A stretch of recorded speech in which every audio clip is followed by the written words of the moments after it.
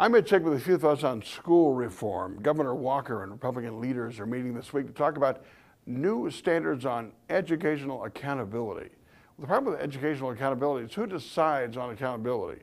Tommy Thompson back in the 90s had a commission, set some standards on educational excellence.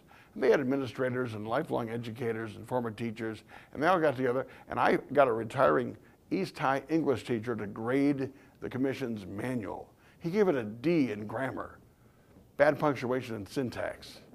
The other point is the term local control. What does that mean, local control? How many of you have gone to a school board meeting? Ever? Probably, you might have gone if they threatened to close your school, or your son or daughter was in fourth grade strings, or going to cut fourth grade strings, or threatening to take money on a football. But still, most people don't go, and the school board members don't have a clue what goes on inside the school, or even inside the management meetings of the superintendent's office. They ask questions of the business managers of the meetings, and then management will give them whatever answers they want. We don't have true democracy in education.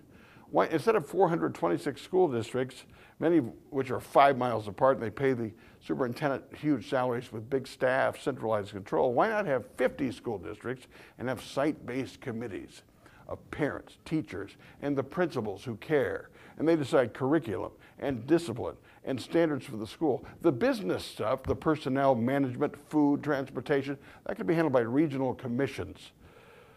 And special needs kids could be funded by the Department of Public Instruction on their criteria. The point of it is there is no local control now. If you want public education reform, change the way it's set up.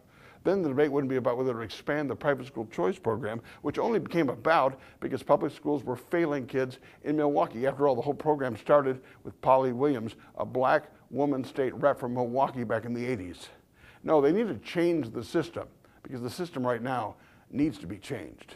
And that's my 2 cents, my 2 minutes, brought to you by Babe Sports Grill, Capital Consultants, Edge Construction, Weedman, and Green Bush Bakery on Regent Street. Marv Miller has a gold mine there. The donuts are fresh, they're not greasy, they make different batches all day long, and the blueberry fritter is to die for. Kosher Bakery, Green Bush. See you next time.